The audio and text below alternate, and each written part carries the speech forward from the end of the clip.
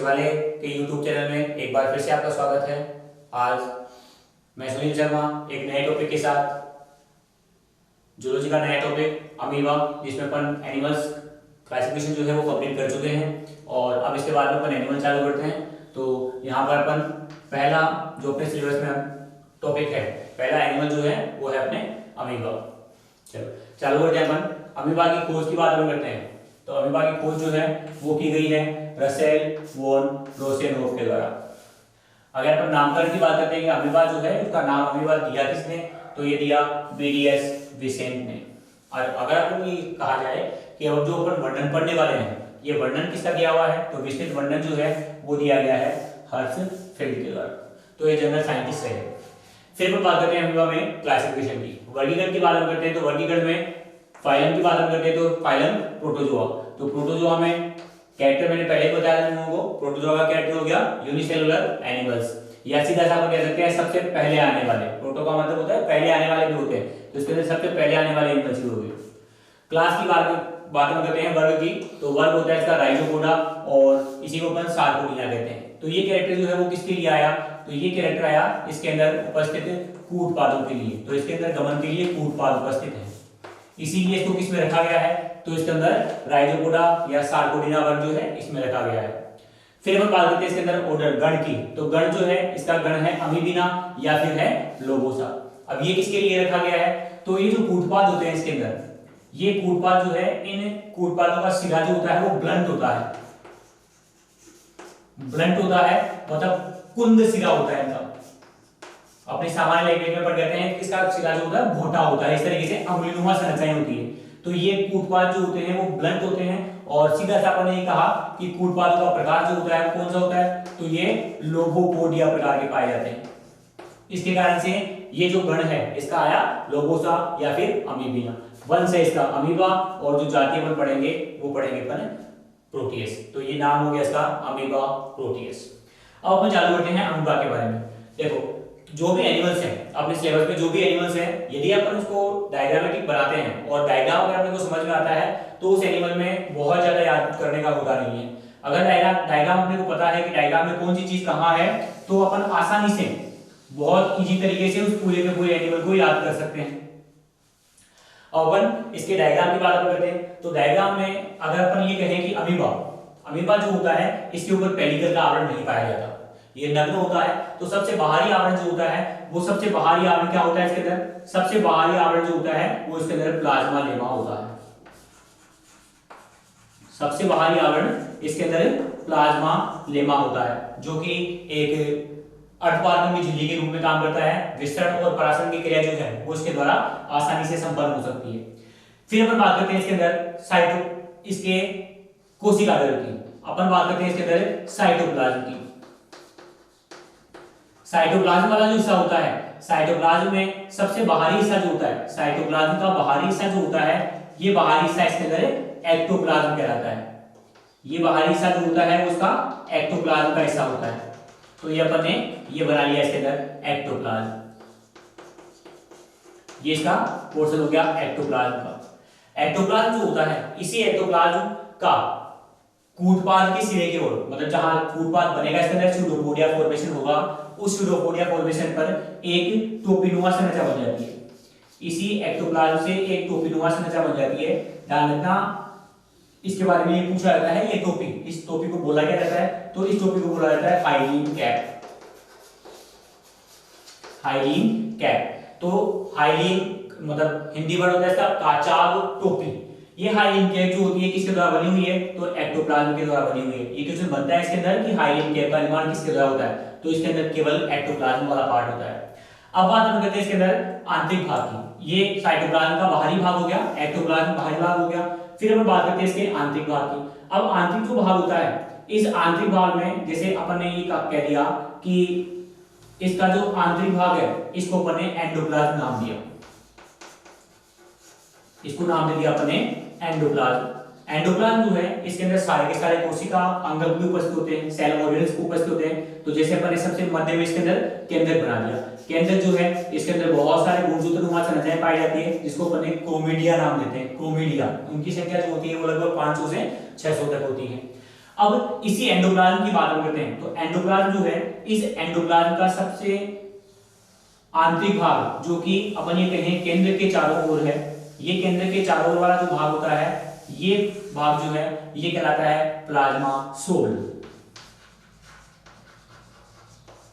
इस भाग को कहा जाता है प्लाज्मा सोल। और अगर अपन ये कहें कि इसका जो बाहरी भाग होता है, ये बाहरी भाग जो होता है, इस बाहरी भाग को क्या बोला जाता है, तो इस बाहरी भाग को बोला जाता है इसके अंदर प्लाज्मा जेल। तो ये जो भाग होता है ये कहलाएगा प्लाज्मा जेल। तो सीधा सा अपन ने कहा कि साइटोप्लाज्म जो है, इस साइटोप्लाज्म के दो भाग हैं, कौन कौन सा है, एक एक्टोप्लाज्म है और दूसरा एंडोप्लाज्म है। एक एक्टोप्लाज्म है, दूसरा एंडोप्लाज्म। एक्टोप्लाज्म जो है, इस एक्टोप्लाज्म के द्वारा क्या बनती है, हाइलिन कैप बनती है, काचा टोपी बनती है। दूसरा एंडोप्लाज्म की बात करते हैं, तो एंडोप्लाज्म जो है इसमें दो पार्ट है, कौन कौन से, तो बाहरी भाग, ये तो बाहरी हो गया, कौन सा, प्लाज्मा जेल, और ये हो गया इसके अंदर आंतरिक भाग, कौन सा, प्लाज्मा सोल।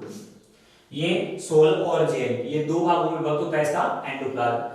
अब अपन ये कहें कि ये जो प्लाज्मा जेल और प्लाज्मा सोल जो है आपस में चेंजेबल होता है, मतलब सीधा सा अपन ये कहें कि जेल जो है वो सोल में चेंज हो सकता है। तो जेल के सोल में चेंज होने की क्रिया जो है इसको अपन कहते हैं सोलेशन। जेल के सोल में चेंज होने की क्रिया जो है इसे कहा जाता है सोलेशन। और अगर अपन ये कहें कि प्लाज्मा सोल जो है ये प्लाज्मा जेल में चेंज हो सकता है, इस क्रिया को क्या कहा जाता है, तो इसे कहा जाता है जेलेशन। मतलब हिंदी वर्ड क्या हो जाएंगे इसके, सोलीकरण और जेलीकरण, नाम वही है, इंग्लिश वर्ड वाले जो नाम है वही नाम है। प्लाज्मा सोल और जेल का इंटरचेंज, मतलब आपस में चेंज होना जो होता है वही उत्तरदायी होता है किसके लिए, तो वही उत्तरदायी होता है इस उत्पाद बनाने के लिए। तो ये जो है ये पोर्शन हो गया इसका सूडोपोडिया। सूडोपोडिया ये इसका कूटपाद होता है। और अभी अपन ने चर्चा की, जब क्लासिफिकेशन के दौरान मैंने बताया, वर्गीकरण के दौरान हम लोगों को कि अमीबा में जो कूटपाद पाए जाते हैं ये कूटपाद कैसे होते हैं, तो ये लोबोपोडिया प्रकार के होते हैं, लोबोपोडिया। ये क्वेश्चन आपने जेल में पूछा हुआ क्वेश्चन है कि अमीबा में किस प्रकार के कूटपाद पाए जाते हैं, तो अमीबा में ये लोबोपोडिया प्रकार के कूटपाद पाए जाते हैं। चलो ये तो रहा इसके अंदर साइटोप्लाज्म का पोर्शन। अब मैंने तुमको से एक चीज ये भी बताई कि साइटोप्लाज्म जो है, इस साइटोप्लाज्म में सारे के सारे कोशिका अंग इसमें उपस्थित होते हैं, सारे कोशिका अंग उपस्थित होते हैं। अब कोशिका अंगों की अपन चर्चा करते हैं, उससे पहले अपन ये कहते हैं कि कूटपाद जो बनता है, नया कूटपाद जो है, तो ये तो सूडोपोडिया के रूप में ही आता है और लोबोपोडिया प्रकार का होता है।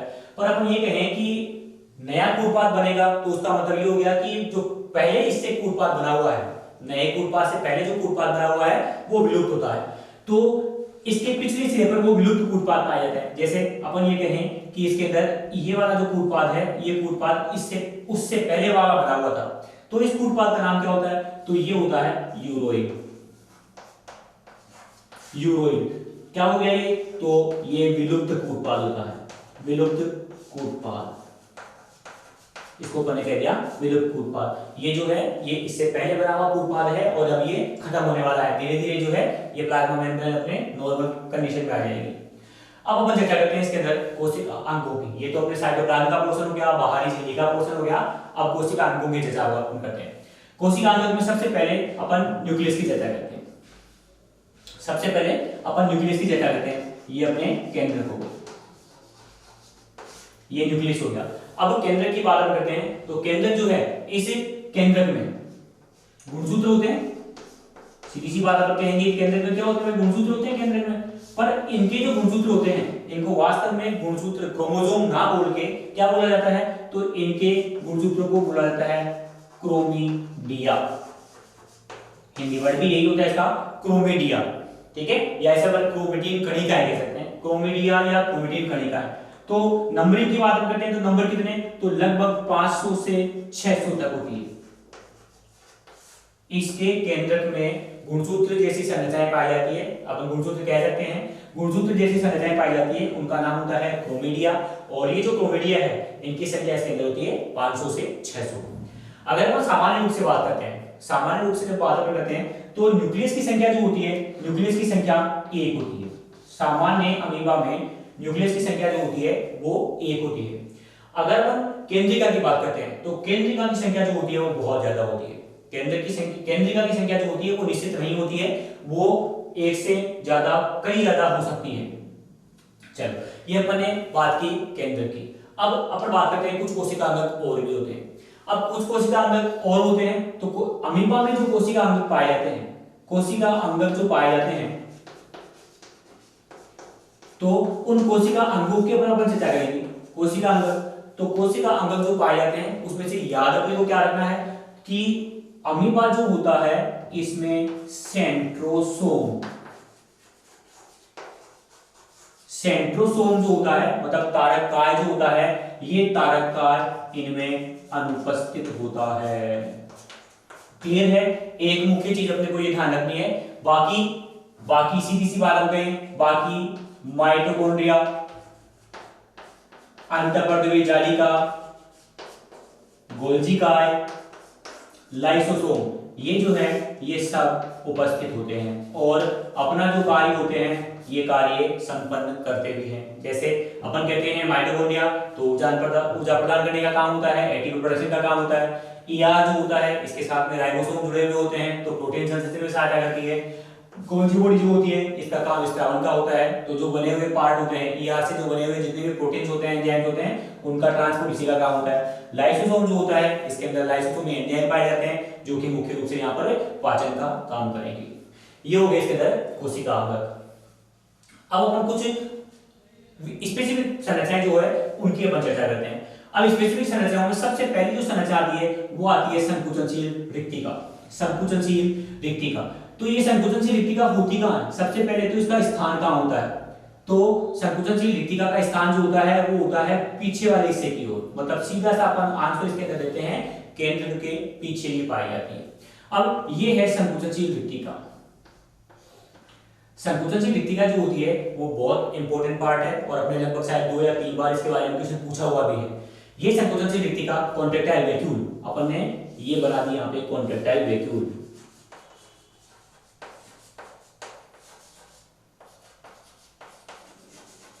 कॉन्ट्रैक्टाइल वैक्यूल, तो संकुचनशील रिक्तिका जो है इस संकुचनशील रिक्तिका के चारों ओर क्या पाए जाते हैं? तो इस संकुचनशील रिक्तिका के चारों ओर माइटोकॉन्ड्रिया पाए जाते हैं। तो ये माइटोकॉन्ड्रिया पाए जाते हैं। माइटोकॉन्ड्रिया की संख्या की बात करते हैं तो माइटोकॉन्ड्रिया की संख्या लगभग 5 लाख तक होती है, लगभग 5 लाख तक होती है। अब कॉन्ट्रैक्टाइल वैक्यूल संकुचनशील रिक्तिका के कार्य की भी चर्चा कर लेते हैं अपन। डायग्राम है, सीधा डायग्राम में सभी चीजें जितनी समझ सकते हैं उतनी समझेंगे, फिर अपन बाद में थोड़ी डिटेल पार्ट पढ़ेंगे इसका। कॉन्ट्रैक्टाइल वैक्यूल जो होता है इसका मुख्य काम होता है परासरण नियमन का, ऑस्मो रेगुलेशन का। परासरण नियमन जो होता है वो क्रिया क्या होती है? परासरण नियमन की अपन चर्चा करते हैं तो परासरण नियमन एक ऐसी क्रिया है, परासरण नियमन एक ऐसी क्रिया है जिसके द्वारा जल जो है शरीर में प्रवेश करने वाले जल को संतुलित रखा जाता है। अब उसकी सांद्रता जो होती है, कोशिका दल की सांद्रता और उस जल की सांद्रता को नियत रखा जाता है। जैसे अपन ये चर्चा करते हैं कि अमीबा जो है ये स्वच्छ जलीय प्राणी है, अमीबा प्रोटीज जो है वो स्वच्छ जलीय प्राणी है। ऐसे स्वच्छ जलीय प्राणी चाहे स्वच्छ जल के कोई सा भी प्राणी हो उसमें होता क्या है, यदि किसी एनिमल जिसके अंदर इस प्रकार से प्लाज्मा लेमा है इसको अपन स्वच्छ जल में रख दें तो स्वच्छ जल जो होता है वो कोशिका द्रव में प्रवेश करेगा। और कोशिका द्रव में कब तक प्रवेश करेगा? जब तक कि दोनों की सांद्रता जो है वो बराबर नहीं हो जाए, मतलब जल की सांद्रता जो है वो दोनों तरफ बराबर नहीं हो जाए। पर कोशिका द्रव जो होता है वो अपेक्षाकृत सामान्य जल की अपेक्षाकृत गाढ़ा होता है। इसके कारण से जल जो है वो लगातार अंदर प्रवेश करता रहेगा और अंत में क्या होगा, कोशिका फूलकर फट जाएगी। अब इस क्रिया से रोकने के लिए इस जल के प्रवेश को रोका नहीं जा सकता, इस जल के प्रवेश को रोका नहीं जा सकता, परंतु इस जल के द्वारा जो इसमें समस्याएं उत्पन्न होती है उसे रोका जा सकता है। उसके लिए क्या पाया जाता है? उसके लिए पाई जाती है इसमें संकुचनशील रिक्तिका। अभी क्या करती है संकुचनशील रिक्तिका जो होती है, इस संकुचनशील रिक्तिका में 2 प्रोसेस पाई जाती है। एक पाई जाती है सिस्टोल, एक होती है डायस्टोल। सिस्टोल का मतलब होता है संकुचन होना और डायस्टोल का मतलब होता है शिथिलन होना। ये क्या करती है कि इसके अंदर जितना भी जल प्रवेश करता है ये सारा का सारा जल ये कॉन्ट्रैक्टाइल वैक्यूल अपने अंदर ले लेती है। सारा का सारा जल जो है वो इसके अंदर प्रवेश कर जाता है। तो ये जो क्रिया जिसके अंदर जल प्रवेश करता है ये क्रिया कहलाती है इसकी डायोस्टोल, मतलब उसका शिथिलन, मतलब फैलना। तो कॉन्ट्रैक्टाइल वैक्यूल जो है वो एक बड़ी संरचना के रूप में आ जाती है। सारा का सारा बाहरी जल जो है वो जल इसी में एंटर कर जाता है। फिर हम बात करते हैं कि ये कॉन्ट्रैक्टाइल वैक्यूल आगे क्या करती है, तो ये दूसरे सिरे पर जाकर जब एक लिमिट लेवल में फूल जाती है तो दूसरे सिरे पर जाकर फट जाती है और जो जल अंदर प्रवेश कर रहा था उसे पूरे के पूरे जल को बाहर निकाल देती है। इस कारण से इसके कोशिका दल में उस बाहरी जल के प्रवेश करने से कोई परिवर्तन नहीं होता है। इसी क्रिया को कहा जाता है परासरण नियम, ऑस्मो रेगुलेशन। चलो अब आगे हम चर्चा करते हैं। ये रही संकुचनशील रिक्तिका। इस संकुचनशील रिक्तिका के बाद में अगर हम बात करते हैं तो यहाँ पर खाद्य रिक्तिका पाई जाती है। अगर अपन यहाँ चर्चा करें तो ये खाद्य रिक्तिका होती है। खाद्य रिक्तिका जो है इसकी स्थिति जो होती है वो फिक्स नहीं होती है। ये खाद्य रिक्तिका जो है, इस खाद्य रिक्तिका की बात करते हैं तो ये एक ऐसा संरचना होती है जब भोजन अंदर आता है, भोजन अंदर आता है तो उसके दौरान बनती है। जैसे प्लाज्मा लेमा से भोजन अंदर प्रवेश कर रहा है तो इसी प्लाज्मा लेमा से टूटकर एक संरचना बन जाती है और उसी को अपन खाद्य रिक्तिका कहते हैं। ये खाद्य रिक्तिका जो है इसके चारों ओर क्या पाए जाते हैं, तो इसके चारों ओर लाइसोसोम पाए जाते हैं। इसके चारों ओर लाइसोसोम पाए जाते हैं। ये लाइसोसोम क्या करते हैं, लाइसोसोम का काम होता है लाइसोसोमी एंजाइम मतलब हाइड्रोलिटिक एंजाइम का स्थापन करना, सिक्रेशन करना। तो ये हाइड्रोलिटिक एंजाइम जो है वो इस खाद्य रिक्तिका के साथ में मिक्स हो जाते हैं। अब जो भी भोजन कोई भी भोजन, क्योंकि भोजन के रूप में ये कैसा है तो होलोजोइक प्राणी है जिसे अपन जूट्रोपिक प्राणी संभोजी प्रकार का प्राणी कह सकते हैं। तो भोजन जो है वो भोजन इसके अंदर जो प्रवेश कर रहा था, अब सारा का सारा भोजन जो है इन लाइसोसोमी एंजाइमों के द्वारा पचा दिया जाता है। यहाँ पर लाइसोसोम के कारण से भोजन का माध्यम जो होता है वो पहले अम्लीय होता है और फिर उसके बाद में भोजन का माध्यम जो होता है वो क्षारीय हो जाता है।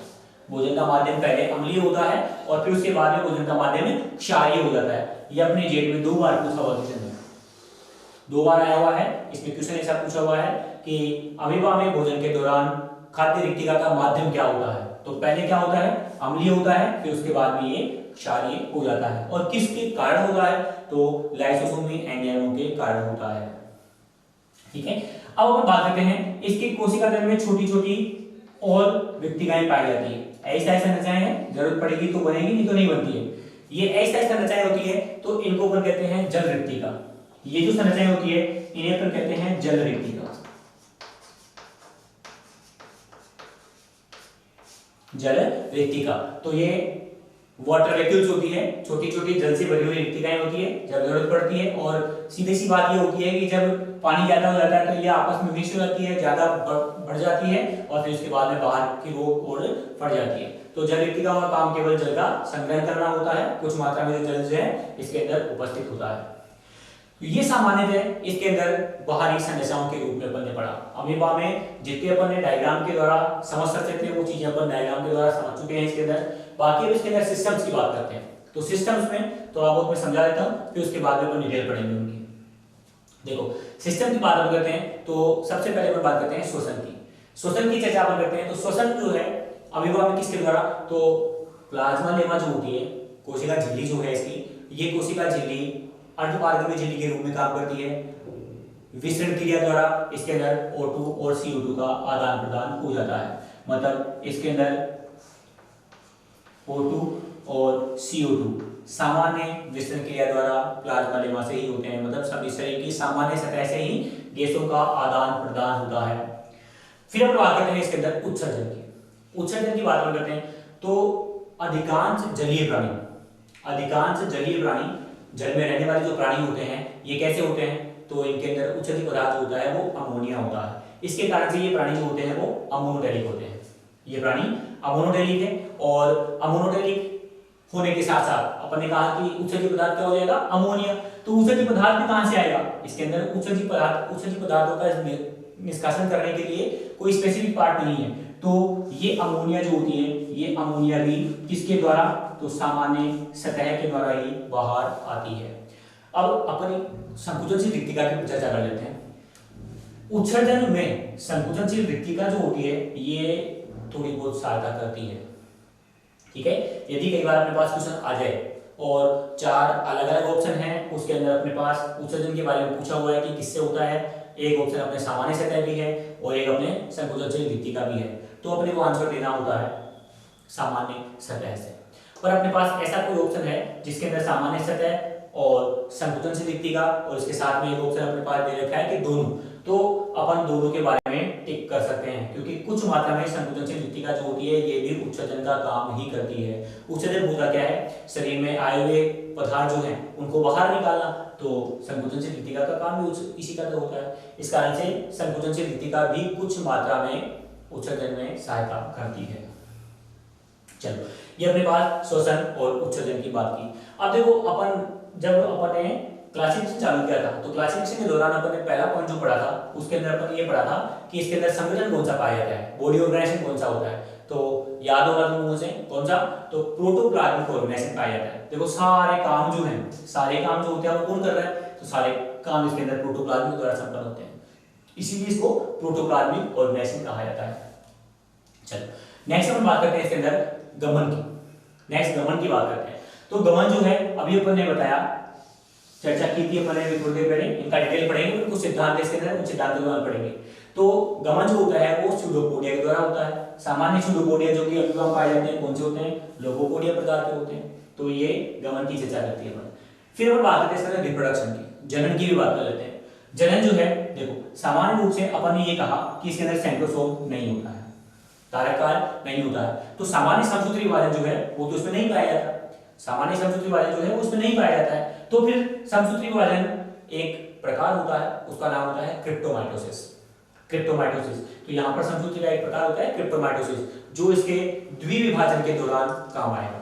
द्विविभाजन की जब क्रिया होती है, बाइनरी फिशन की जब क्रिया होती है, तब इसके अंदर क्रिप्टोमाइटोसिस होता है, बिना सेंट्रोसोम के, बिना कारक का इसके अंदर विभाजन होता है। और इसके अंदर केंद्र झिल्ली जो होती है वो पहले लुप्त नहीं होती है, पहले केंद्र का विभाजन होता है झिल्ली सहित, और फिर उसके बाद कोशिका द्रव का विभाजन होता है। सामान्य जो जनन होता है वो उसके अंदर द्विविभाजन बाइनरी फिशन के द्वारा ही होता है। फिर आगे अपन चर्चा करेंगे कि प्रतिकूल परिस्थितियों में बीजांकुरण भी होता है, एंसेस्टमेंट भी होता है, पुनरुद्भव भी पाया जाता है, और कुछ मात्रा में कुछ साइंटिस्ट मानते हैं कि इसके अंदर कंजुगेशन भी पाया जाता है। तो सामान्य रूप से अपन ने ये अमीबा की कुछ चीजों की चर्चा की है, तो लोग इसका स्क्रीनशॉट ले लो, फिर अपन आगे चलते हैं। चलो, अब अपन इसके थ्योरेटिकल पोर्शन देखते हैं। तो जितना मैंने लगभग समझा दिया है उसको मैं शॉर्ट में बता रहा हूँ। अब संरचना की चर्चा करते हैं कि अमीबा जो होता है उसमें क्या क्या होता है। तो संरचना में सबसे पहला पोर्शन जो आता है वो अपने आ गया प्लाज्मा लेमा।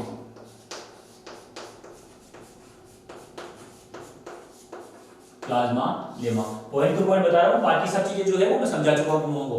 प्लाज्मा लेमा मतलब याद करने के तरीके से डायग्राम अगर समझ में आ गया तो लगभग अमीबा जो है वो 75% समझ में आ गया। अपने दो मोटे पॉइंट जो है, एक अपने गमन वाला है और एक अपने रिप्रोडक्शन वाला है। बाकी ये दो पॉइंट अपने इस डायग्राम में नहीं आए, वो बाकी अपन डिटेल में पढ़ेंगे। प्लाज्मा लेमा की अपन ने चर्चा करी, तो प्लाज्मा लेमा जो होता है वो कैसी है, तो सेमी परमिएबल मेम्ब्रेन होती है, अर्धपारगम्य झिल्ली होती है, सेमी परमिएबल मेम्ब्रेन है, अर्धपारगम्य झिल्ली की बात अपन की, तो इसके अंदर विसरण और परासरण की क्रिया आसानी से संपन्न हो सकती है। फिर दूसरा पोर्शन अपन लेते हैं इसके अंदर साइटोप्लाज्म का। साइटोप्लाज्म की अपन ने चर्चा की, मैंने बताया तुम लोगों को साइटोप्लाज्म कितने पार्ट में डिवाइड है, तो साइटोप्लाज्म दो पार्ट में डिवाइड है। कौन कौन से, तो एक हो गया एक्टोप्लाज्म और एक हो गया एंडोप्लाज्म। एक्टोप्लाज्म और एंडोप्लाज्म। एक्टोप्लाज्म में अपने को क्या ध्यान रखना है, एक्टोप्लाज्म के द्वारा कूट पादों पर किसका निर्माण होता है, तो हाइलीन टोपी का निर्माण होता है, हाइलीन कैप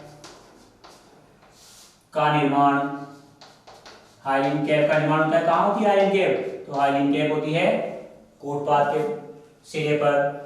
एंडोप्लाज्म की बात करते हैं, तो एंडोप्लाज्म को अपन ने दो पार्ट में डिवाइड किया। कौन कौन सा, तो एक हो गया सोल और एक हो गया जेल।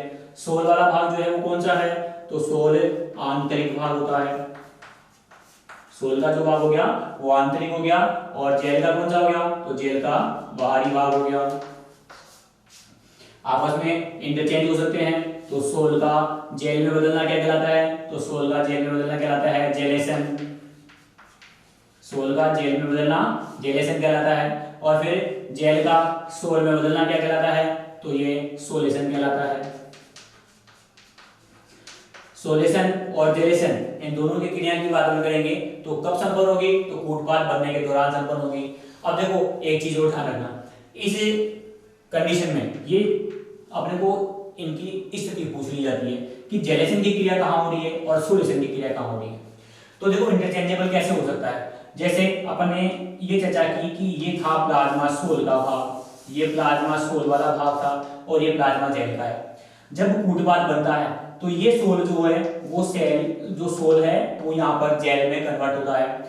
सोल का जेल में बदलना मतलब सीधा सा अपन ने क्या कहा, अपन ने कहा जेलेशन की क्रिया, अपन ने कहा जेलेशन की क्रिया। तो जेलेशन की क्रिया कहाँ हुई, तो केंद्र के आगे, या सीधा सा अपन कहेंगे जिस दिशा में कूटपाद बनता है उस दिशा में जेलेशन की क्रिया होती है।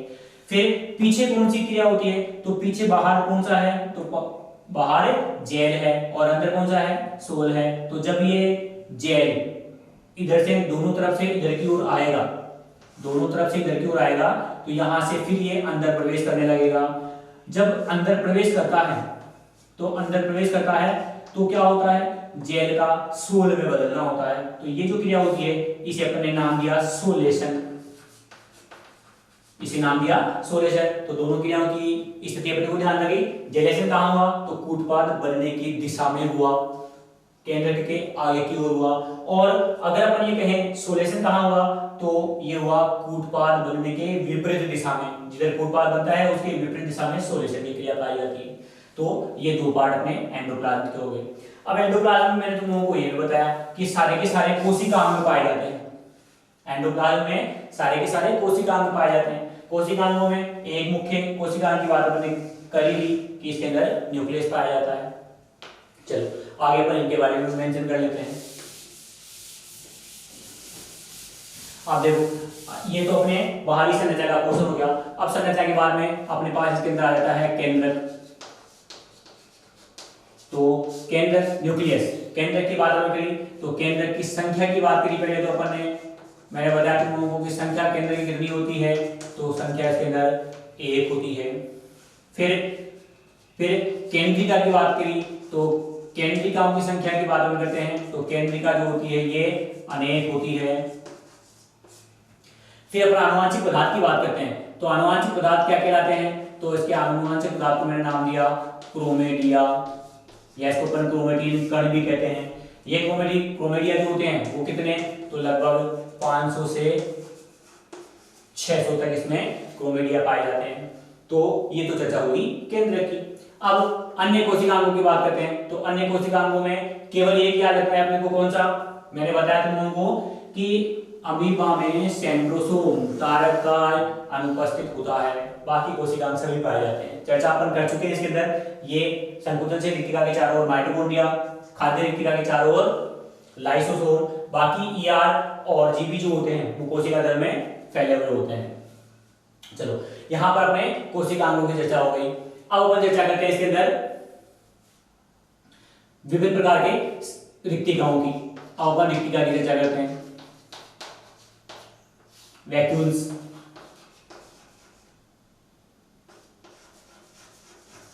वैक्यूल्स की चर्चा करते हैं अपन। वैक्यूल्स में मैंने बताया कितने प्रकार की बताई मैंने तुम लोगों को, 3 प्रकार की बताई। कौन कौन सी, एक तो बताया मैंने संकुचनशील रिक्तिका, संकुचनशील रिक्तिका, कॉन्ट्रैक्टाइल वैक्यूल। काम क्या बताया मैंने, तो कार्य बताया मैंने इसका परासरण नियमन, 2 बार इससे पूछा हुआ है आपने, परासरण नियमन। इंग्लिश वर्ड हो गया इसका ओस्मो रेगुलेशन, ओस्मो रेगुलेशन। तो परासरण संतुलन का काम कौन कर रहा है, यहाँ पर संकुचनशील रिक्तिका कर रही है। एक चीज और मैंने बताई इसके अंदर कि इसकी जो कार्यविधि होती है, इस कार्यविधि में 2 पार्ट है। कौन कौन सा, एक हो गया डायस्टोल और दूसरा कौन सा, दूसरा हो गया सिस्टोल। डायस्टोल का मतलब क्या हो गया, डायस्टोल मतलब हो गया इसके अंदर शिथिलन, शिथिलन। फिर सिस्टोल की बात हम करते हैं तो ये क्या हो गया, तो इसका मतलब हो गया संकुचन। शिथिलन और संकुचन की क्रिया पाई जाएगी। शिथिलन का मतलब हो गया फैलना, बड़ी होना। जब पानी आएगा, जब वाटर एंटर करेगा, तब ये क्रिया जो होगी वो डायस्टोल की होगी, और जब पानी को वापस बाहर निकालेगी तब ये क्रिया कौन सी होगी, सिस्टोल की होगी। अब इसके लिए एक विशेष चीज ध्यान रखना, इसके कुछ क्वेश्चंस बनते हैं, क्वेश्चंस पे गौर करना, बहुत इंपॉर्टेंट क्वेश्चन है, थोड़ा सा अच्छे से ध्यान रखना। अपन ने कहा संकुचनशील रिक्तिका कब काम कर रही है, जब अमीबा स्वच्छ जल में है। तो ये संरचना जो होती है वो केवल स्वच्छ जलीय अमीबा में पाई जाती है, केवल स्वच्छ जलीय अमीबा में पाई जाती है, फ्रेश वाटर वाले में पाई जाती है, स्वच्छ जलीय अमीबा में उपस्थित, स्वच्छ जलीय अमीबा में उपस्थित। तो स्वच्छ जलीय अमीबा जो है उसमें ये पाई जाती है। अब स्वच्छ जलीय अमीबा में काम बता ही दिया मैंने कि पराशर नियमन क्या है, मैंने समझा दिया पराशर संतुलन जो है वो क्या होता है। अंदर वाटर एंटर कर रहा है तो संकुचन से रिक्तिका में आ जाएगा और फिर उस वाटर को वापस बाहर निकाल देगी। इसके कारण से कोशिका द्रव्य की सांद्रता जो है वो चेंज नहीं होती है। अब इसके जो क्वेश्चन आते हैं वो इस तरीके से आते हैं। देखो पहला क्वेश्चन क्या बनता है, पहला क्वेश्चन बनता है कि यदि स्वच्छ जलीय अमीबा को समुद्र जल में डाल दिया जाए, फ्रेश वाटर अमीबा जो है उसको अगर सैलाइन वाटर समुद्र जल में डाल दिया जाए तो क्या होगा। तो अभी मैंने थोड़ी देर तो पहले बताया कि संकुचन से रिक्तिका जो होती है वो केवल कहां पाई जाती है, स्वच्छ जलीय अमीबा में पाई जाती है। समुद्र जलीय अमीबा में संकुचन से रिक्तिका का कोई काम नहीं होता है। इसके कारण से क्या होगा कि यदि इस अमीबा को, यदि स्वच्छ जलीय अमीबा को अगर समुद्र जल में डाल दिया जाए, समुद्र जल में डाल दिया जाए तो इसमें संकुचन से रिक्तिका लुप्त हो जाती है, संकुचन से रिक्तिका लुप्त हो गई, डिसअपीयर हो गई। चलो दूसरे क्वेश्चन की बात करते हैं। दूसरा क्वेश्चन क्या पूछते हैं, दूसरा क्वेश्चन आता है इसके अंदर, यदि सैलाइन वाटर, यदि समुद्री जो अमीबा है उसको फ्रेश वाटर में डाल दिया जाए, अगर स्वच्छ जल में डाल दिया जाए तो क्या होगा, क्योंकि सैलाइन वाटर से अगर फ्रेश वाटर में निकलेगा तो वही वापस क्रिया चालू हुई, वाटर एंटर करेगा, तो इसके कारण से क्या होता है कि इसके अंदर संकुचन से रिक्तिका प्रकट हो जाती है। तीसरा अभी हाल ही में पूछा हुआ क्वेश्चन आपने।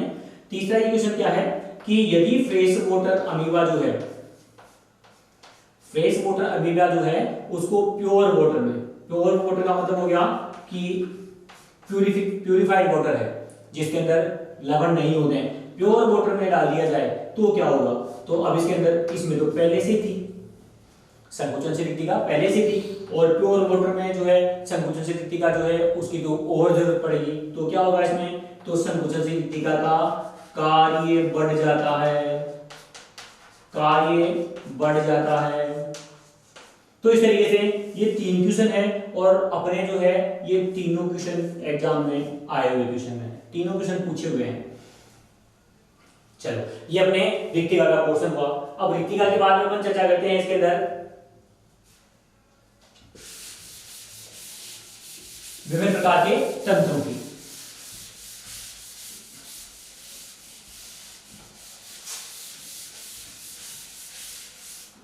अब विभिन्न प्रकार के तंत्र जो हैं, इन विभिन्न प्रकार के तंत्रों में पहला अपन ले लेते हैं इसके अंदर श्वसन, रेस्पिरेशन। श्वसन की बात करते हैं अपन। श्वसन बहुत कुछ ज्यादा याद नहीं करना, क्या ध्यान रखना है, तो श्वसन की क्रिया जो होती है वो किसके द्वारा है, सामान्य सतह से होती है, सामान्य सतह से। और सामान्य सतह क्या है, तो सामान्य सतह इसके अंदर है प्लाज्मा लेमा होती है, प्लाज्मा लेमा। और एक चीज तुमको पता होगी कि O2 और CO2 का आदान प्रदान जो होता है वो कौन सी क्रिया से होता है, तो सामान्य विसरण क्रिया द्वारा होता है, डिफ्यूजन द्वारा होता है। O2 और CO2 का आदान प्रदान जो होता है वो सामान्य विसरण क्रिया द्वारा होता है। अपने जेट में आया क्वेश्चन है, श्वसनीय गैसों का आदान प्रदान कौन सी क्रिया द्वारा होता है, तो ये सामान्य विसरण क्रिया हो गई। चलो फिर अपन बात करते हैं इसके अंदर उत्सर्जन की। उत्सर्जन की बात की तो उत्सर्जन भी किससे, तो सामान्य सतह से होता है। उत्सर्जन है सामान्य सतह से होता है। अब अभी मैंने तुमको बताया कि उत्सर्जन जो होता है उसके आधार पे कैसा प्राणी है, तो ये अमोनोटेरिक है। अमोनोटेरिक प्राणी होता है। इसमें उत्सर्जन प्रकार क्या है, अमोनिया होता है, तो ये अमोनोटेरिक होता है सामान्य सतह से। अब एक चीज और बताई मैंने तुमको कि संकुचनशील रिक्तिका जो होती है, संकुचनशील रिक्तिका जो होती है वो भी कुछ मात्रा में उत्सर्जन में सहायता करती है।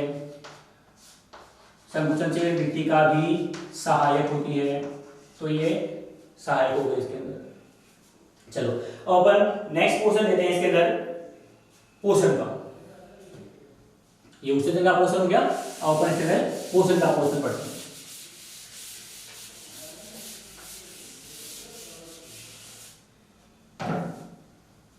न्यूट्रिशन,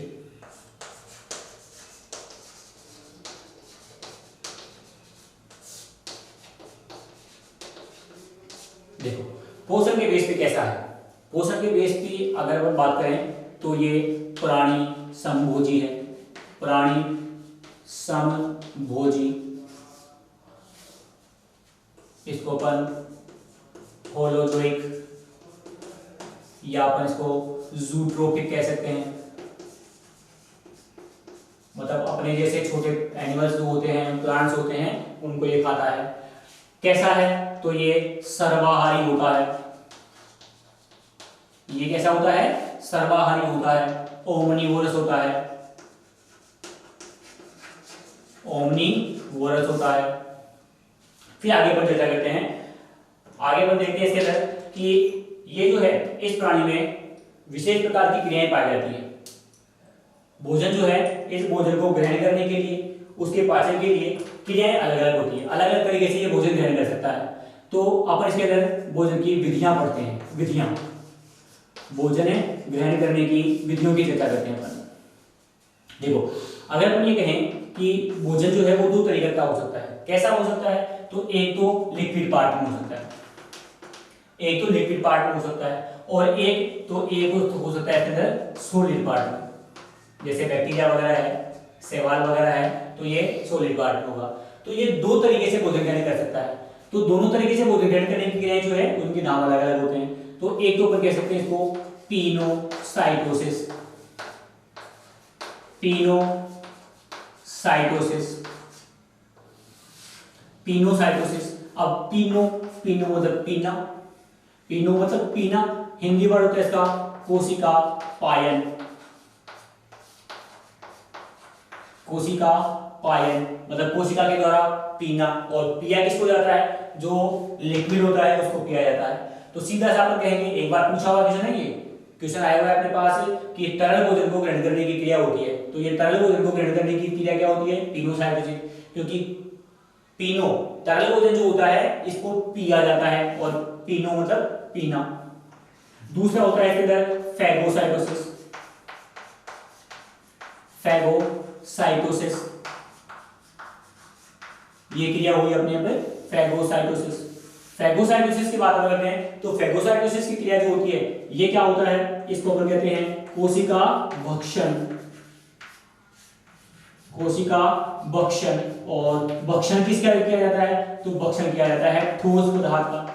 जब भोजन कैसा हो, ठोस भोजन हो, तो इसको अपन क्रिया को क्या कहेंगे, फैगोसाइटोसिस। अब देखो ये जो फैगोसाइटोसिस है, इस फैगोसाइटोसिस में 4 प्रकार होते हैं। 4 प्रकार से ठोस भोजन को ग्रहण किया जाता है। 4 प्रकार से समझना, बहुत बार क्वेश्चन पूछे हुए हैं, इंपॉर्टेंट पार्ट है। 4 प्रकार की बात करते हैं तो पहला होता है इसके अंदर इंपोर्ट। देखो डायग्राम से समझ रहे हैं चीजों को, बहुत इजी से पार्ट है। इंपोर्ट की बात करते हैं तो ये अमीबा है, ये निष्क्रिय रूप से अमीबा पड़ा हुआ है। कोई भोजन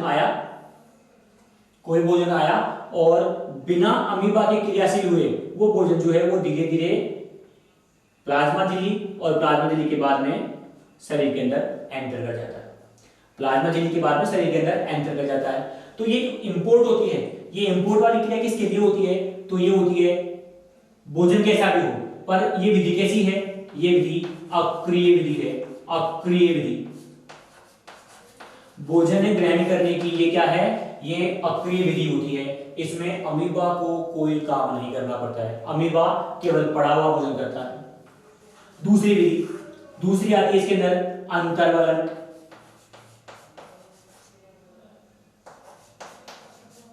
अंतर्वलन, इनवेजिनेशन, इनवेजिनेशन। तो देखो अंतर्वलन क्या है, अंतर्वलन की बात करते हैं तो अंतर्वलन की क्रिया जो होती है, इस अंतर्वलन की क्रिया में एक एग्जांपल के द्वारा आप समझ सकते हैं इसको। जैसे ये है अमीबा, ये अमीबा है, इस अमीबा में कोई भोजन आया, कोई भोजन आया, तो अब इसमें अमीबा काम करेगा पर बहुत ज्यादा सक्रिय नहीं होता है। होता क्या है कि ये जो अमीबा है, इस अमीबा है, जैसे ही कोई भोजन आता है, इस भोजन के आते ही ये जो प्लाज्मा झिल्ली होती है, ये प्लाज्मा झिल्ली इस तरीके से एक नलिका बना लेती है, ये नलिका बना लेती है, और ये जो भोजन होता है, ये भोजन धीरे धीरे कहाँ जाता है, इस नलिका में प्रवेश कर जाता है। भोजन नलिका में प्रवेश कर जाता है। अब नलिका में प्रवेश करने के बाद क्या होता है, अंत में ये जो है ये इस तरीके से बंद हो जाती है, अंत में इस तरीके से ये बंद हो जाती है, और ये क्या संरचना बन गई, तो ये खाद्य रिक्तिका बन गई। तो इसमें कैसा होता है, अंतर्वलन में क्या होता है, पहले खाद्य नलिका, पहले खाद्य नलिका बनती है, और इस खाद्य नलिका के बाद कौन बनता है, तो इसके बाद में खाद्य रिक्तिका बनती है। खाद्य नलिका बनती है और फिर उसके बाद में खाद्य रिक्तिका बनती है। तो इस तरीके से ये अंतर्वलन की क्रिया होती है। अब अपन तीसरा पार्ट लेते हैं। तीसरी क्रिया जो है, इस तीसरी क्रिया की चर्चा करते हैं। देखो तीसरी क्रिया कौन सी है, तीसरी क्रिया आती है सर्कमवेलेशन, और मोस्ट इंपोर्टेंट सर्कमवेलेशन। सर्कमवेलेशन क्या होती है, देखो सर्कमवेलेशन के बारे में चर्चा करते हैं। तो ये है अमीबा, ये अमीबा, और इसके आगे कौन है, इसके आगे भोजन के रूप में है पैरामीशियम। पैरामीशियम अपने आप में बहुत तेज चलने वाला प्राणी, भागने वाला प्राणी है। तो इस गतिशील शिकार और बहुत तेज, एग्जाम्पल के तौर पे अपन पैरामीशियम याद रख सकते हैं इसमें, कि पैरामीशियम को पकड़ने के लिए अमीबा में कौन सी विधि होगी, तो पैरामीशियम को पकड़ने के लिए ये सर्कमवेलेशन पाई जाती है। कैसे होता है, तो अब अगर ये शिकार गतिशील है तो अमीबा को भी क्या करना पड़ेगा, गति करनी पड़ेगी, और गति किसके द्वारा होती है, तो कूटपाद के द्वारा होती है। तो ये ऐसी विधि है जिसके अंदर शिकार कैसा है, गतिशील, अमीबा कैसा है, तो अमीबा भी गतिशील है, शिकार भी गतिशील है, अमीबा भी गतिशील है। और क्या ध्यान रखना है, तो इसके अंदर जब शिकार होगा तो इसके अंदर कूटपाद बनेंगे, तो ये कूटपाद बनेंगे। जैसे ही शिकार के पास में एंटर होगा, ये शिकार है, इस शिकार के पास में जब अमीबा पहुंच जाएगा तो इसके अंदर ये कूटपाद जो है, ये दोनों तरफ कूटपाद इस तरीके से बनेंगे। अंत में क्या होगा, अंत में इस शिकार को अंदर एनगल्फ कर लिया जाता है, निगल लिया जाता है, और ये खाद्य रिक्तिका में एंटर हो जाता है। इस तरीके से शिकार भी गतिशील है और अमीबा भी गतिशील है। अब देखो क्या हुआ, किसकी सहायता से, तो इसमें क्या याद रखना है अपने को, कूटपाद की सहायता से। इसमें ध्यान रखना है अपने को, कूटपाद की सहायता से, कूटपाद की सहायता से इस भोजन को पकड़ेगा, भागते हुए भोजन को। फिर इसके बाद में एक चीज, इंपॉर्टेंट चीज ये भी ध्यान रखनी है कि ये एक ऐसी विधि है जिसमें खाद्य रिक्तिका बड़ी बनती है। तो सबसे बड़ी, इन सभी विधियों की बात करते हैं तो सबसे बड़ी खाद्य रिक्तिका जो होती है, फूड वैक्यूल जो होती है, वो इसमें बनती है, बड़ी खाद्य रिक्तिका का निर्माण, बड़ी खाद्य रिक्तिका का निर्माण। ये अपने को तीन चीजें ध्यान रखनी है, किसके लिए, सर्कमवेलेशन के लिए। और ये क्वेश्चन आता है, थोड़ा सा इंपॉर्टेंट है, ध्यान रखना है इस चीज का, ठीक है। किसके द्वारा, कूटपादों के द्वारा, खुद गति करते हुए। तो शिकार भी कैसा है, तो शिकार भी इसके अंदर गतिशील होता है। फिर आगे अपन चर्चा करते हैं इसके अंदर चौथी विधि की। चौथी विधि कौन सी आती है इसके अंदर, तो चौथी विधि आती है इसके अंदर सर्कमफ्लुएंस।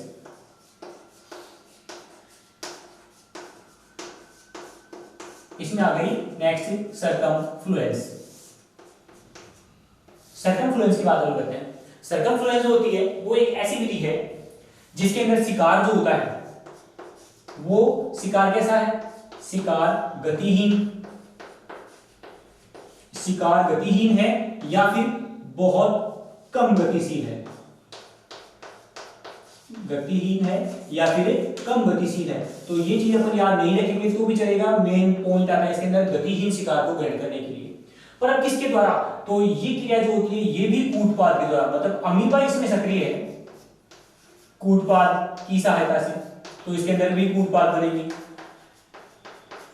कूटपाद की सहायता से, कूटपाद की सहायता से हुआ। और खाद्य रिक्तिका इसमें भी बनती है। कैसे, तो सेम कंडीशन है, शिकार गतिहीन है, चीजें वो की वो है, बस यहां पर शिकार भागता हुआ था, अमीबा भी बहुत तेज भागता हुआ था। यहाँ शिकार गतिहीन है या बहुत कम गतिशील है, पर अमीबा यहाँ पर गतिशील है और कूटपाद बनाकर ही भोजन ग्रहण करेगा।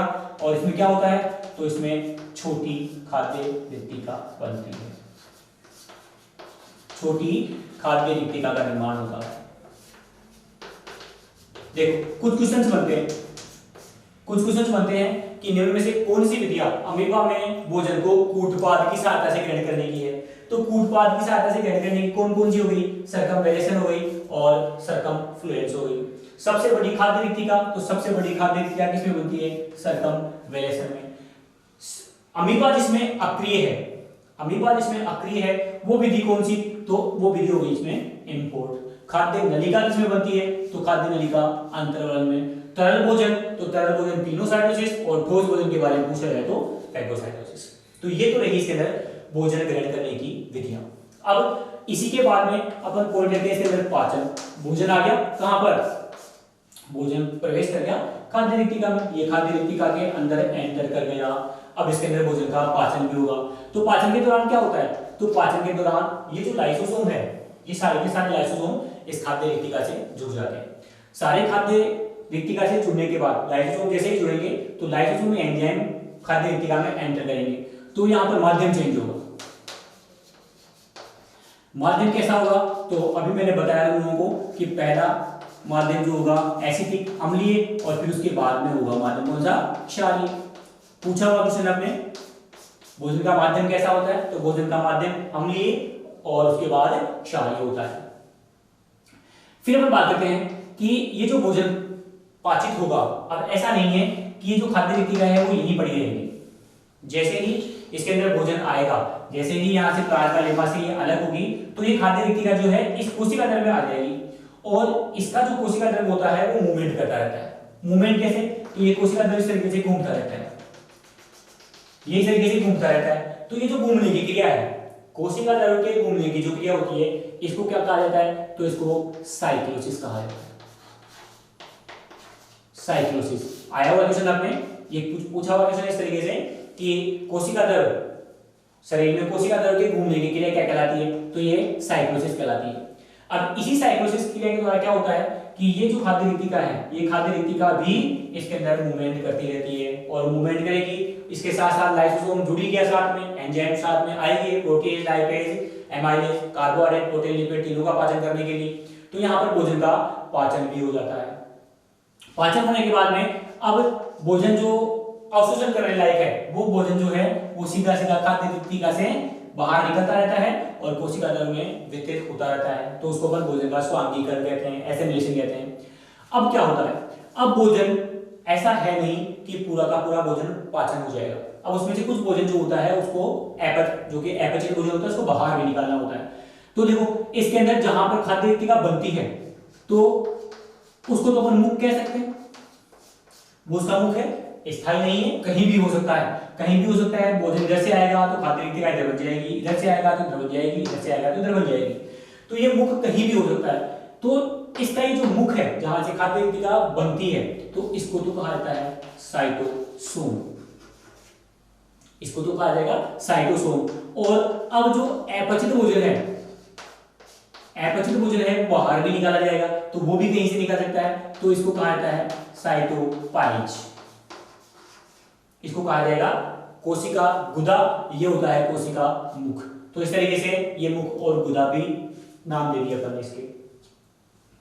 ये भोजन का पाचन भी हो गया, भोजन का अवशोषण स्वांगीकरण भी हो गया, भोजन जो है वो पूरा का पूरा मिक्स भी हो गया और शरीर के अंदर मिल भी गया। अब आगे चलते हैं अपन नेक्स्ट प्रोसेस।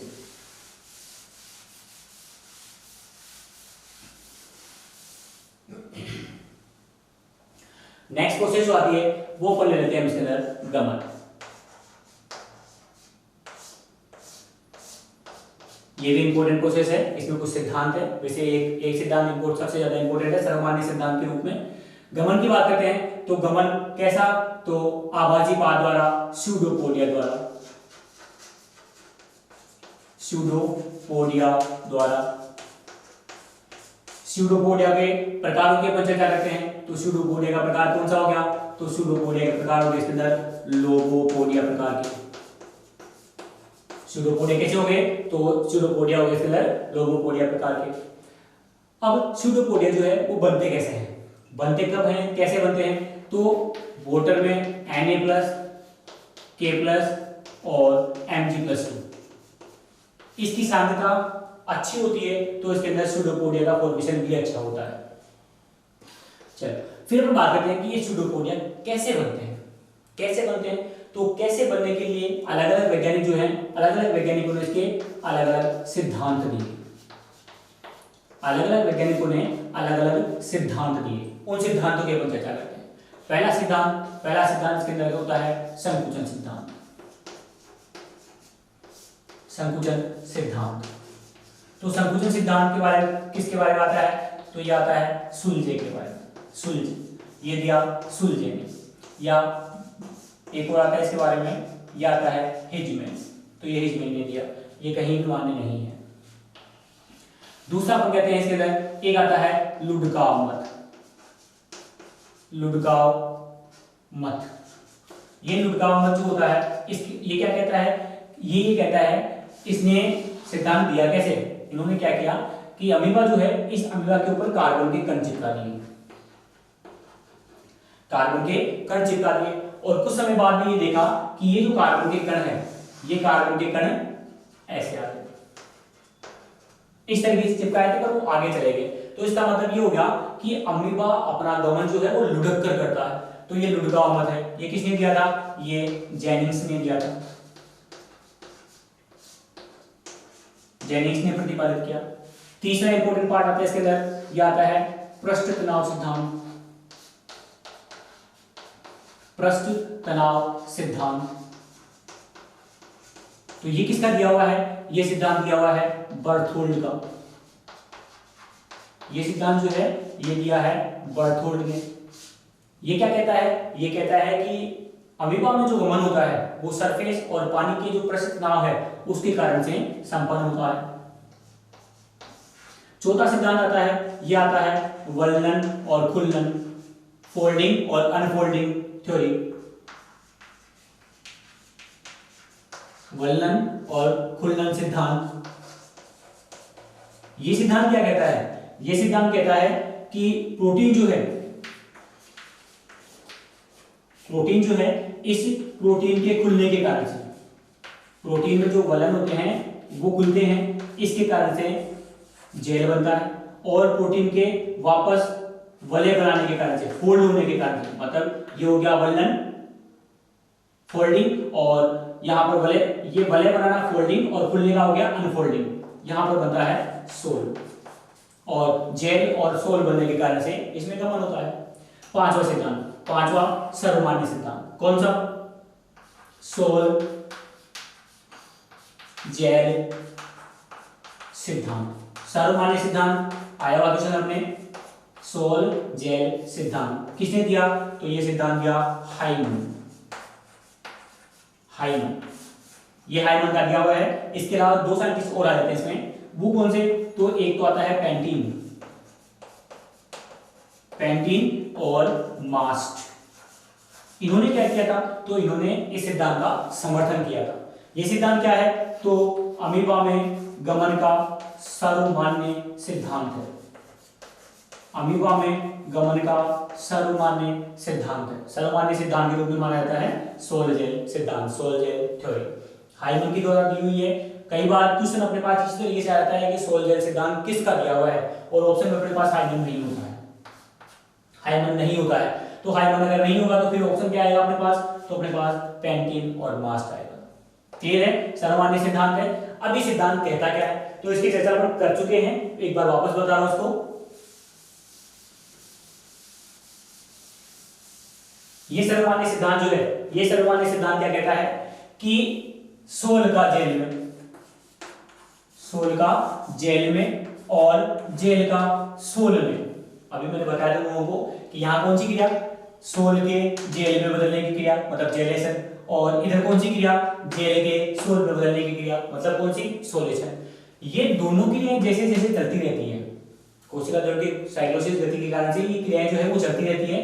तो यहां पर आगे की ओर इनका जो प्रेशर होता है, ये जो प्रेशर होता है, इसके कारण से प्लाज्मा लेमा जो होती है वो प्लाज्मा लेमा एक अंगुलीनुमा संरचना के रूप में बाहर निकल जाती है, और ये जो निकली हुई संरचना है इसी को अपन क्या कहते हैं, स्यूडोपोडिया।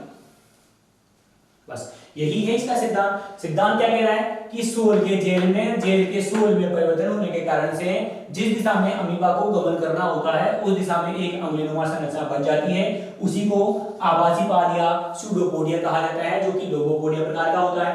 पिछले सिरे पर कूटपाद जो बना हुआ है वो लुप्त होता जाता है, और जैसे जैसे अमीबा आगे गमन करता रहता है नया कूटपाद बनता जाता है। इस तरीके से इस सिद्धांत के द्वारा कूटपाद निर्माण की क्रिया को बहुत अच्छे से समझाया गया, इसीलिए इसको सर्वमान्य सिद्धांत के रूप में कहा जाता है। चलो, ये अपने गमन का पार्ट हुआ।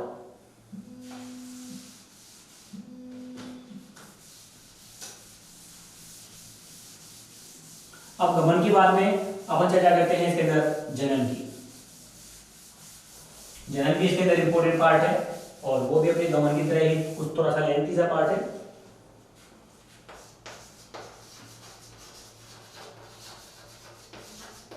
अपनी बात करी रिप्रोडक्शन, जनन। जनन की बात अगर करते हैं तो जनन जो है अमीबा में सामान्य परिस्थितियां और प्रतिकूल परिस्थितियां, जब कंडीशन जो है वो सामान्य रूप से हो, कंट्रोल में हो, तो पहला और मुख्य प्रकार का जनन पाया जाता है इसके अंदर बाइनरी फिशन।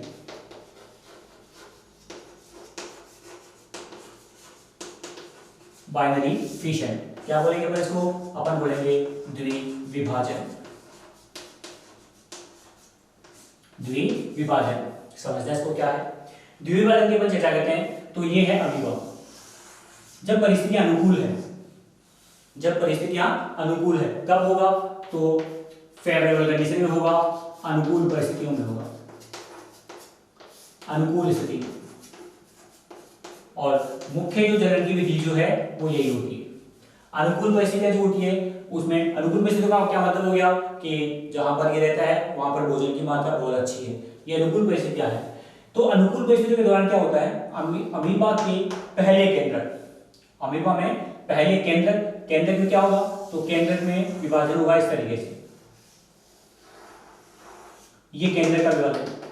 केंद्रक झिल्ली इसके अंदर लुप्त नहीं होती है, इसीलिए मैंने तुमको बताया था कि इसके अंदर जो माइटोसिस होता है उसको क्रिप्टोमाइटोसिस कहा जाता है। तो पहले केंद्र का विभाजन और फिर उसके बाद किसका, तो फिर उसके बाद कोशिका द्रव का विभाजन होता है,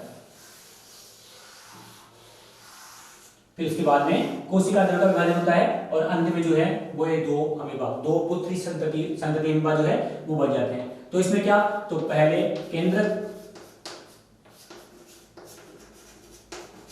केंद्रक, व बाद में साइटोप्लाज्म का विभाजन होता है, बाद में साइटोप्लाज्म का विभाजन होता है। फिर मैं बात करते हैं इसके अंदर, अभी मैंने बताया तुम लोगों को सामान्य सर्वसूत्र नहीं होता तो कौन सा होता है फिर, तो फिर इसके अंदर क्रिप्टोमाइटोसिस पाया जाता है, क्रिप्टोमाइटोसिस के द्वारा, क्रिप्टोमाइटोसिस के द्वारा। क्यों क्रिप्टोमाइटोसिस क्यों कहते हैं, क्योंकि सामान्य माइटोसिस जो है इसके अंदर केंद्र झिल्ली विलुप्त होगी, तारक का तारक तंतु बनेंगे और फिर गुणसूत्रों का विभाजन होता है। यहाँ ऐसा नहीं होता है, केंद्र झिल्ली विलुप्त नहीं होती है, केंद्र झिल्ली बनी हुई रहती है अंत तक। चलो नेक्स्ट, दूसरी विधि जो आती है वो आती है इसके अंदर बीजाणुजनन। दो बार भी सुनाया हुआ है आपने इसके अंदर बीजाणुजनन, स्पोरुलेशन। बीजाणु जनन, स्पोरुलेशन। ये स्पोरुलेशन जो है ये कैसी विधि है, तो ये है अनफेवरेबल कंडीशन में, प्रतिकूल परिस्थितियों में होने वाला जनन है। अपने पास जो क्वेश्चन आया हुआ है वो इसी तरीके से आया हुआ है, प्रतिकूल परिस्थिति में अमीबा में कौन सा जनन पाया जाता है, तो कौन सा पाया जाता है, ये पाया जाता है बीजाणु जनन, स्पोरुलेशन। कैसे होता है समझते हैं इसको। अब हम बात करते हैं, ये है अमीबा, ये है अमीबा। इस अमीबा में ये जो केंद्रक है, ये जो केंद्रक है, इस केंद्र के जैसे ही परिस्थितियां प्रतिकूल होती है और अमीबा मरने के कगार पर आता है, तो अपने आप को सर्वाइव रखने के लिए, अपने आप को सर्वाइव रखने के लिए क्या कहता है कि अमीबा का ये जो केंद्रक है, ये केंद्रक बहुत सारे भागों में विभक्त हो जाता है। केंद्र की विलुप्त हो गई, केंद्र की विलुप्त होने के बाद में इसके जो क्रोमेटिया वाला जो पार्ट होता है, ये क्रोमेटिया वाला पार्ट इस तरीके से कोशिका दल में वितरित हो गया। फिर उसके बाद में क्या होता है, फिर इसके बाद में एक नई मेम्ब्रेन बन जाती है इसके चारों ओर, इनके चारों ओर एक नई मेम्ब्रेन बन जाती है, सभी के चारों ओर नई मेम्ब्रेन बन जाती है। इस मेम्ब्रेन बनने के कारण से ये जो स्ट्रक्चर बनती है इसको कहा जाता है स्पोर, बीजाणु, ये कहलाते हैं स्पोर। और फिर उसके बाद क्या होता है कि इसकी प्लाज्मा लेमा जो है, ये प्लाज्मा लेमा खत्म हो जाती है और ये स्पोर जो है, ये स्पोर बिखर जाते हैं।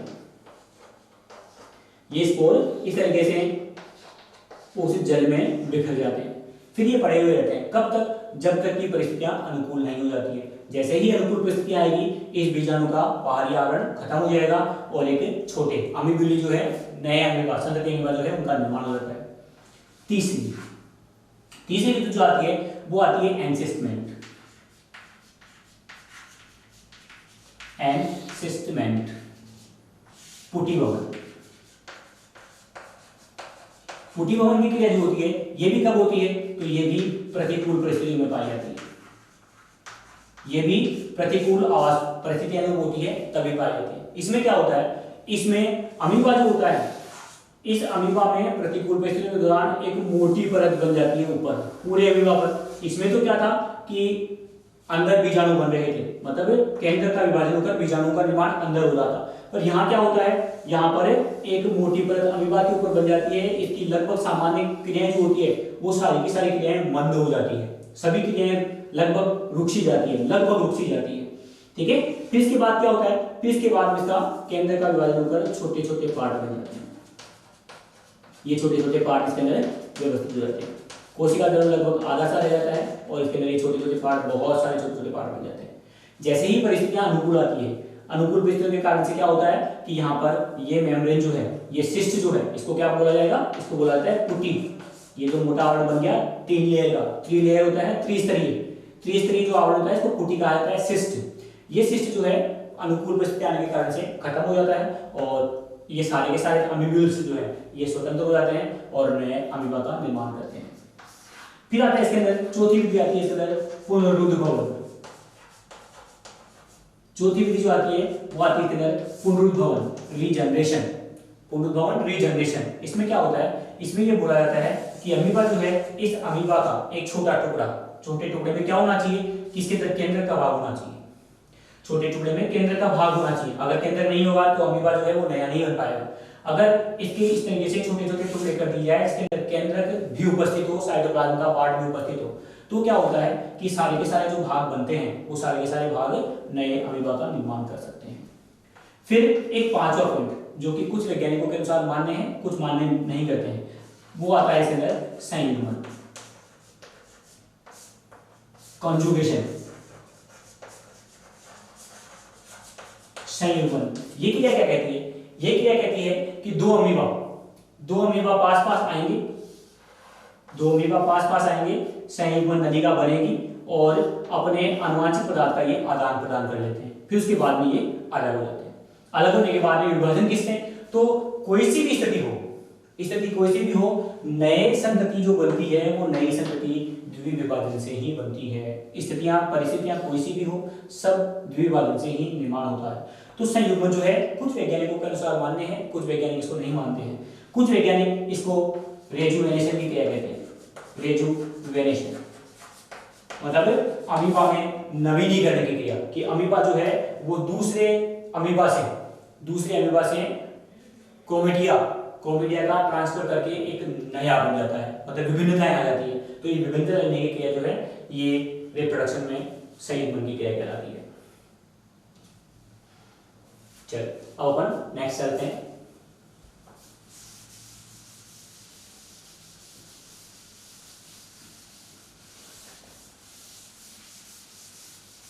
नेक्स्ट देखो, अगर अपन बात करें अब अमीबा में विभिन्न प्रकार के व्यवहार की, इसका बिहेवियर कैसा होता है विभिन्न प्रकार की परिस्थितियों से।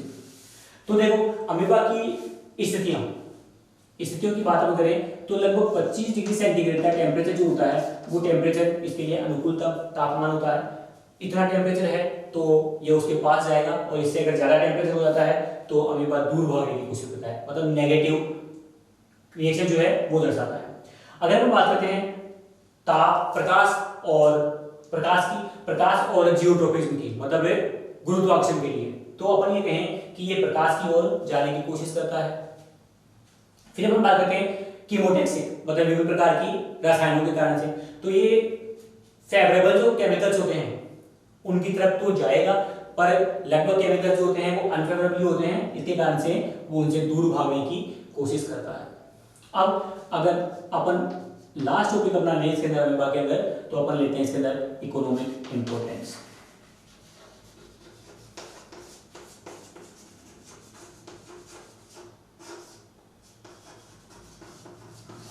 इकोनॉमिक इंपोर्टेंस की बात अपन करते हैं, तो इकोनॉमिक इंपोर्टेंस में कुछ स्पीसीज है इसके अंदर, तो अपन ये कहें एंटमीबा हिस्टोलिथिका, एंटमीबा हिस्टोलिथिका जो है इसके द्वारा कौन सी डिजीज होती है, तो अमीबिएसिस डिजीज होती है। अमीबिएसिस, अमीबिएसिस कह सकते हैं, अमीबिएसिस कह सकते हैं। अपन कहें एंटमीबा कोलाई, तो एंटमीबा कोलाई जो होती है ये एरोगजनक है। विभिन्न प्रकार के एनिमल्स जो हैं, मानव है, उनकी आंत में ये पाया जाता है। एक होता है एंटमीबा जिंजीवैलिस,